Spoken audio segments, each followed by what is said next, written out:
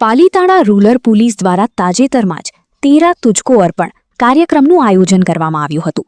આ કાર્યક્રમ અંતર્ગત પોલીસે ચોરીના ગુના આચરનારા તસ્કરોને ઝડપી પાડી તેમનો ચોરાયેલો મુદ્દામાલ મૂળ માલિકોને પરત કર્યો હતો.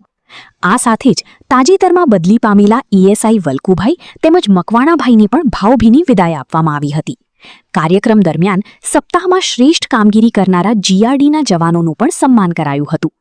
જો કે આ દરમિયાન એક મોટો સવાલ એ ઊભો થયો હતો કે પાલીતાણામાં વર્ષોથી કાર્યરત એવા હોમગાર્ડ્સ યુનિટના જવાનોને કેમ ભૂલી જવામાં આવ્યા.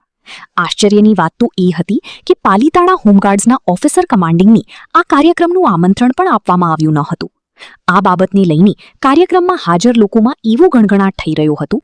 તો શું ઇરાદાપૂર્વક આમંત્રણ નહીં આપવામાં આવ્યું કે ભૂલી ગયા?